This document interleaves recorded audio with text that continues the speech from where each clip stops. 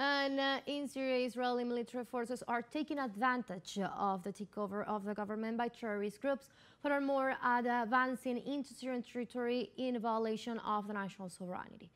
To give us more insight of the current situation, we welcome Bandar Alsharif, who is a member of the Association Against Zionism and Racism in Jordan.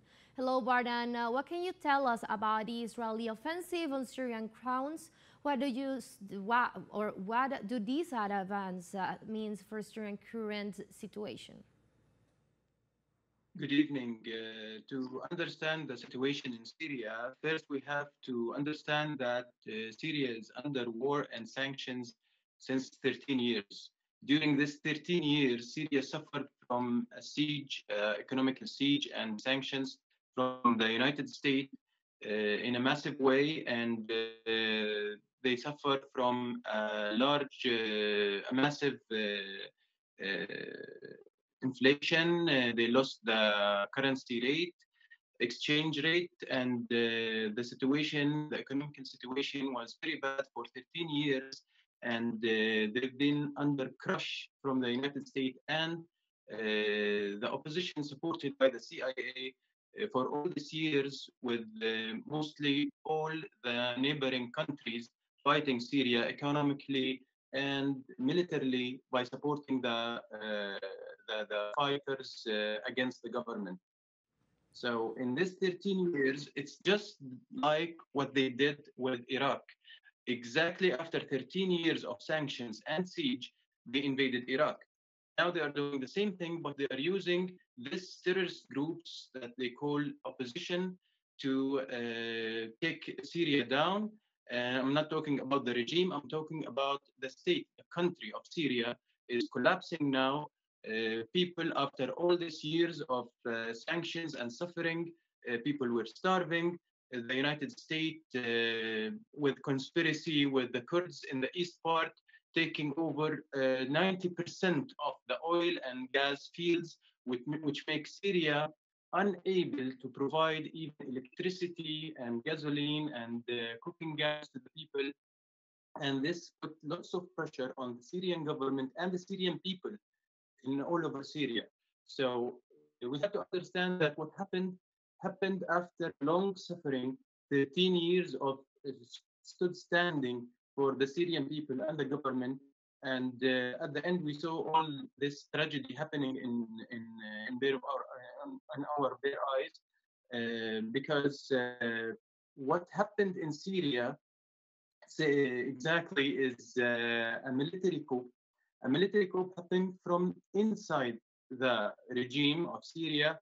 This movement, of course, of the leaders of the military of the Syrian army happened with the conspiracy with different countries, United States, Zionist entity, Turkey, and maybe other countries play a big role in introduction in Syria, in introduction in the military association in Syria to work on this movement to surrender the country and abandon Syria for the terrorist groups. And they are very violent groups, extremist, jihadists, committed lots of crimes in Syria during all these years. Massive massacres, ethnic cleansing against specific ethnic groups and the religious groups in Syria. We faced a long civil war. I can compare between the sanctions on Syria and what happened in Venezuela about losing the value of the currency of the country, not being able to export and import products. They have this situation of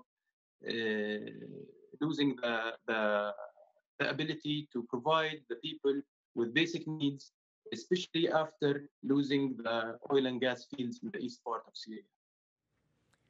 And I want to ask you about the influence of Western powers in the region.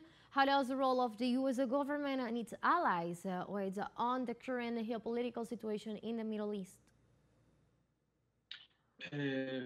Syria has lots of allies, and the other camp of the United States also they have their own allies. The United States, since 2011, announcing that they are supporting the militias against the Syrian country, and the Zionist entity also announced that they were supporting the Syrian militias with medical support. They received injured people from the terrorist groups in their hospitals.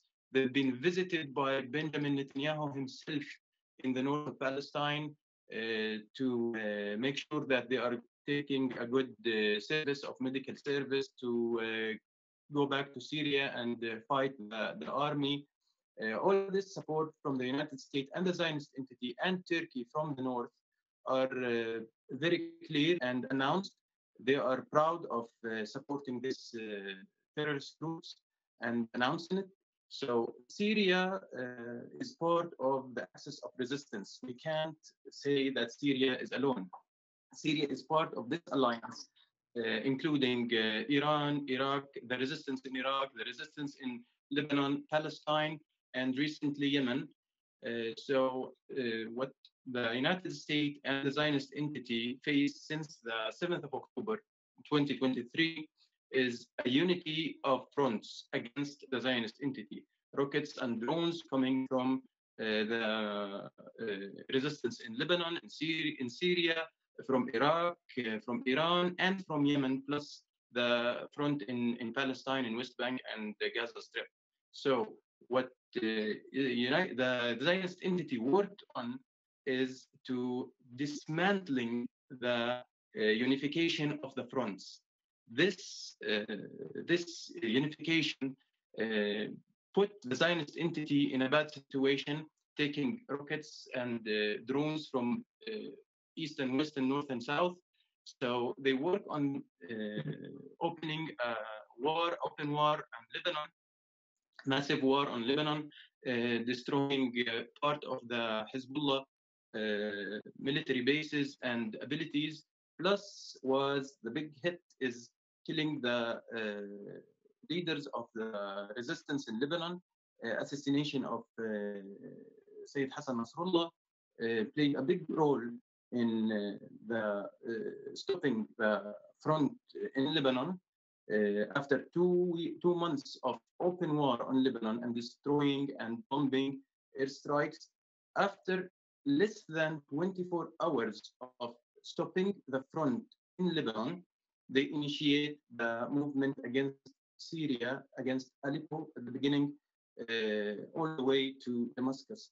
So this attach us to the unification of the fronts and the working on dismantling this unification, dealing with each front aside. And unfortunately, they succeeded in Syria and Lebanon under the huge military pressure from the Air Force of the Zionist entity, which is the biggest Air Force supported by the United States with the latest technology. Thank you very much, Bandar. But suddenly we must take a break. Thank you for being with us. You're welcome. Thank you.